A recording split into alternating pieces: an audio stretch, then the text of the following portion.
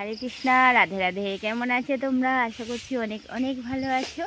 আর আজকে তো আমি খুব খুব ভালো আছি। কারণ কি বলো তো, কালকে রাতে প্রচুর বৃষ্টি হয়ে গেছে আর কদিন ঝড়ও হচ্ছিল। আজকে সকালেও ঝড় আছে অল্প, কিন্তু ওয়েদারটা খুব সুন্দর, ঠান্ডা ঠান্ডা। আর এইদিকে দেখছো, কালকে রাতে প্রচুর ঝড় হয়েছিল। দেখো গাছের পাতা সমস্ত দিক ভর্তি হয়ে গেছে। আর এখন আমি সানের ঘাটে বসে আছি। আর এইদিকে দেখো, তোমার দাদা ভাই দেখছে পরিষ্কার করছে। তো এই দেখো আমার বর কি সুন্দর সকালে ঝাড়ু নিয়ে দাঁড়িয়ে গেছে ঝাড়ু করতে।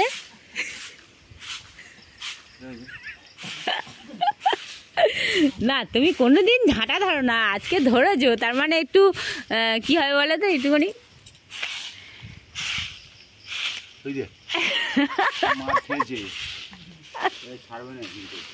এটাই ছাড়বো। তো এই দেখো সকাল সকাল আমি বসে গেছি। আমাদের ঘরে একটা নতুন অতিথি এসছে। তো এই দেখো, এই শালিক পাখির বাচ্চাটা কত সুন্দর না, কিউট। কালকে রাতে ঝড় হয়েছিল, সেই ঝড়ে না ওই বাচ্চাটার খাঁচা ভেঙে পড়ে গেছে। আরেকটা বাচ্চা তো মারাই গেল উপর থেকে পড়ে, আর একমাত্র এই বেঁচে আছে। তো কালকে যখন বৃষ্টি হয় প্রচুর, তখন ওই বৃষ্টির মধ্যে আমি ওকে গুড়ি নিয়ে চলে এসেছি। আর এই যে দেখো, এখন আমার কোলে উঠে কত সুন্দর খাচ্ছে, তাই না? আর সকালে ওইদিকে তোমার দাদাভাই ঝাড়টা দিয়ে দিচ্ছে।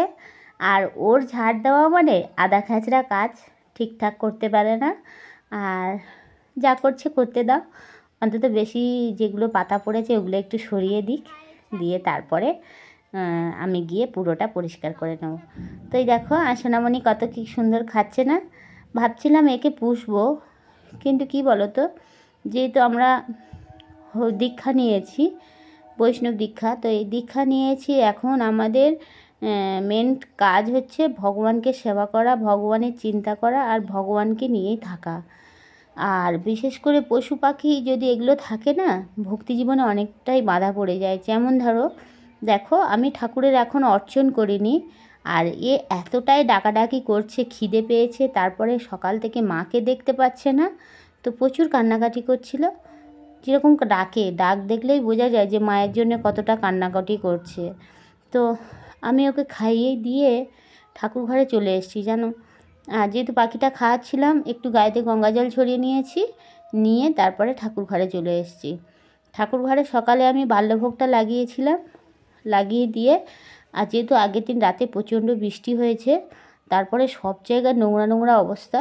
যাই হোক, ঠাকুরের যে সামনটা পরিষ্কার করে আর আমার দিদিমাকে ওখানে বসিয়ে রেখেছি। আর আমি এই দিকের সাইডটা পরিষ্কার করে নিয়েছি। আর এই যে দেখছে তোমার দাদাভাই ঝাঁটটাট করে কত পাতা এখানে জড়ো করেছে। এখনও যা ঝড় হচ্ছে না, আর সামনেই তো দেখতে পাচ্ছ, যেখানে রান্না করি ওখানে একটা প্লাস্টিক টাঙানো ছিল, যেহেতু রোদের সময় রান্না করতে অসুবিধা হয়, তো ওটা টাঙানো ছিল, ওটা একবারে কুচে একদম মানে অবস্থা হয়ে গেছে, বাজে অবস্থা, সেটাকে আর টাঙানো যাবে না। তো যাই হোক, মা ওটাকে এসে ঠিক করবে। এত ঝড় বৃষ্টি হয়েছে, ওদিকে সাদা ফুলগুলো না, কিছু কিছু ফুল ঝড়ে এমনিই পড়ে গেছে। আর এই যে হলুদ ফুলটা, এই ফুলটা খুবই শক্তকর ফুল। এটা যত ঝড় বৃষ্টি হোক, এটা একটুও ঝড়ে পড়ে না, কিছু হয় না।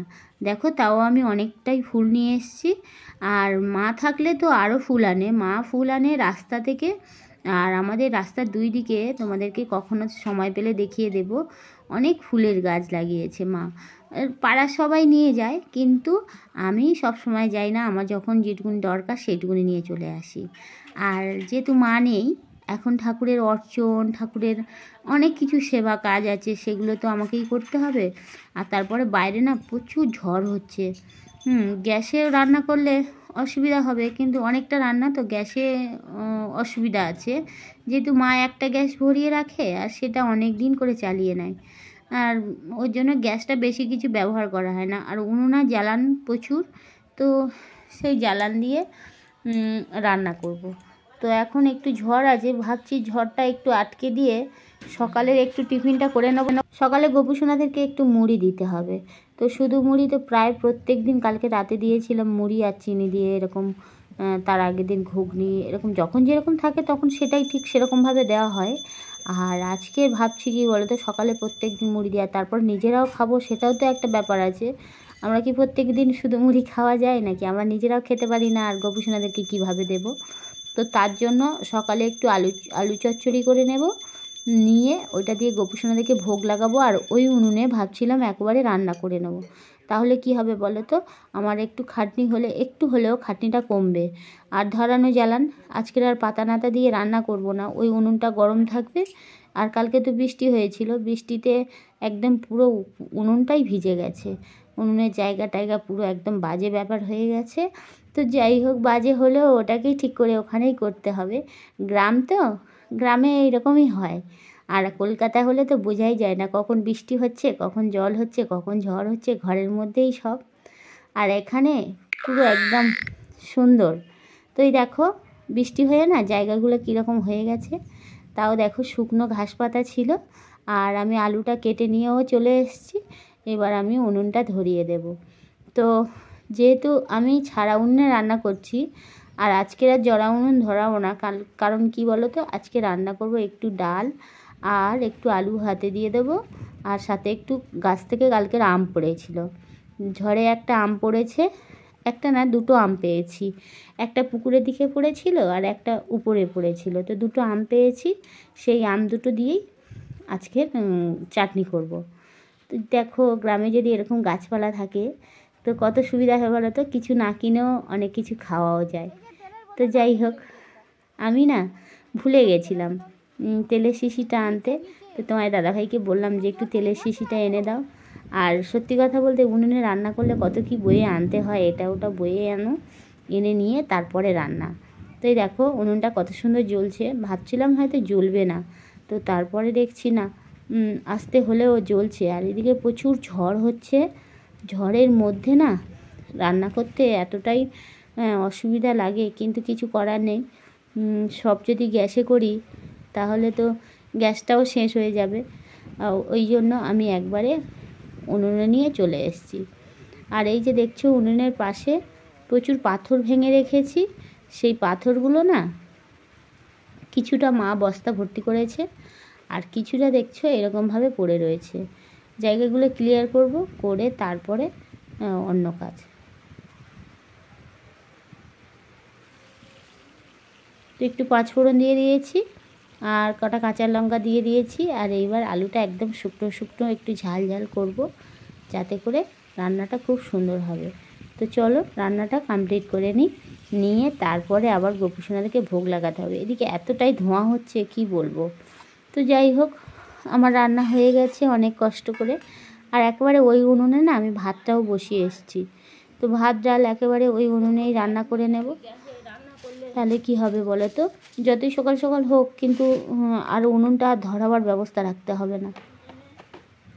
মা বাড়িতে না থাকলে না মনে হয় যেন পুরো বাড়িটা ফাঁকা ফাঁকা, আর বাড়িতে যেন কিছুই ভালো লাগে না। যদিও দিদিমা আছে, তো দিদিমা থাকলেও কি আর না থাকলেও কি, আমার যেন একদমই ভালো লাগে না। কিন্তু কি করার আছে, কিছু করার নেই। তো যাই হোক, আমি একা একাই করছি। আর জানি না মা যতদিন থাকবে হয়তো আসবো, তারপরে হয়তো কে কোথায় থাকবো সেটাও তো বলা ভুল না। তো যাই হোক, মা না থাকলে তো একদমই আমাকে ভালো লাগে না, আমার এখানে একদমই থাকতে ভালো লাগে না। তো যাই হোক, এই যে আমার গোপুসোনাদের ভোগ লাগানো হয়ে গেছে, আর একেবারে ওই উনুনে আমি রান্নাটা কমপ্লিট করে নিই। তো দেখো আমার রান্না বাড়া কমপ্লিট হয়ে গেছে। আর রান্নার ভিডিওটা তোমাদেরকে দেখাতে পারলাম না, এই কারণে ওখানে প্রচণ্ড ধোঁয়া হচ্ছিল, আর একদমই আমার যেন কি বিরক্তি লাগছিল রান্না করতে।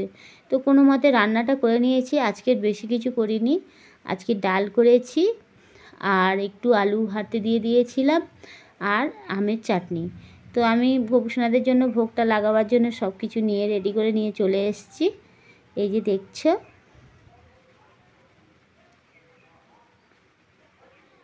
তো এবার নিবেদন দেব, তারপরে একে একে তুলসী পাতাগুলো লাগাবো। ওইদিকে তোমার দাদাভাই বিরক্ত করছিল যে একটু আম ডাল করতে পারো নি। আবার দু রকম টক ভালো লাগে বলো, একবার আম ডাল করবো, তারপরে আরেকবার আমের চাটনি করব, তাহলে দুটো টক টক একদম ভালো লাগবে না। তো আমি শুধু ডাল করেছি আর একটু আমের চাটনি। তো এই দেখো আমার ভোগ লাগানো রেডি হয়ে গেছে। এই দেখো কথা বলতে বলতে একদমই ভুলে গেছে, আমার নিবেদন দেওয়া হয়ে গেছে, আর তারপরে আমার মনে উঠলো যে লবণ দিতে ভুলে গেছি। তো এইটা প্রত্যেক দিনে নয়, আমার না একটু ভুল হয়ে যায়, যে লবণ দিতে আমার মনে ওর একদমই থাকে না। তো দেখো আবার লবণ দিলাম, দিয়ে আবার একটু তুলসী পাতা দিলাম। তো চলো, এবারে পুরো ভোগটা আমার লাগানো হয়ে গেছে, এই যে দেখছো। তো চলো এবার আমরা খাওয়া দাওয়া করে, এই যে আমরা খাওয়া দাওয়া করে একটু আড্ডা মারছিলাম। আজকে না খাওয়া দাওয়া করে একটু ঘুমিয়ে পড়েছিলাম, কারণ কি বলো তো, কেন জানি না আজকে মনে হচ্ছে একটুখানি শুয়ে থাকতে থাকতে কখন ঘুমিয়ে পড়েছিলাম। আর তারপরে উঠে দেখছি অনেকটা টাইম হয়ে গেছে। তো তাড়াতাড়ি করে আমি এগিয়ে দেখছো ড্রেস করে নিয়েছিলাম, একটা কাঞ্জিভারম শাড়ি। এই শাড়িটা অনেক দিনের শাড়ি, তো এটা আমার অনেক স্মৃতি জড়িয়ে আছে এই শাড়িটা জুড়ে, দেখছো। তো এই শাড়িটা পরে আজকের ভাবলাম রিলস করি। এটা ইস্ত্রি করে নিয়ে কাচিয়ে ইস্ত্রি করে নিয়ে চলে এসেছিলাম। তো তারপরে দেখছো আমি এই শাড়িটা পরে একটু রিলস বানিয়েছি। আর এবার অনেক সন্ধ্যা হয়ে গেছে, আরতি করবো, যেন অনেক দেরি হয়ে গেছে। তো চলো ড্রেসটা চেঞ্জ করি, করে আরতিটা কমপ্লিট করে নিই।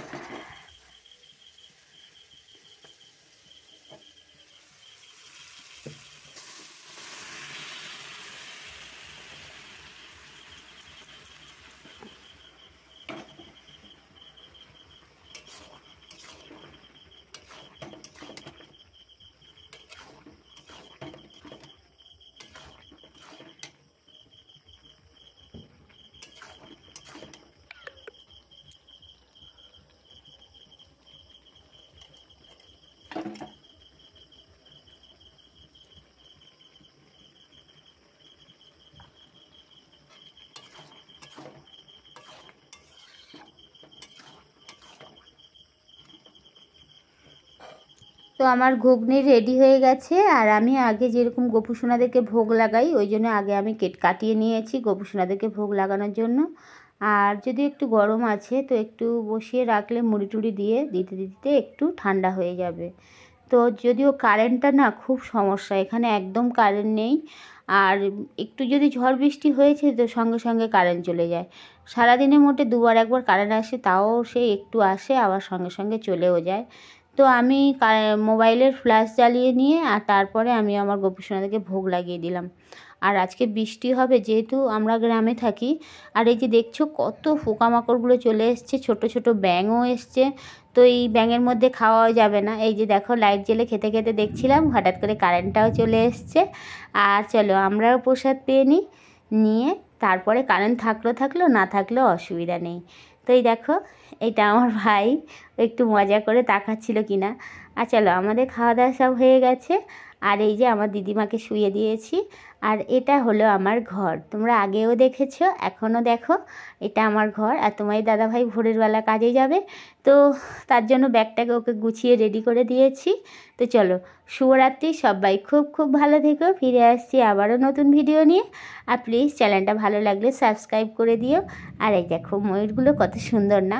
যদি আরেকটু ঘরে লাইট সুন্দর করে লাগানো যেত, কিংবা আরও সুন্দর করে গুছিয়ে নেওয়া যেত, আরও সুন্দর লাগতো, তাই না?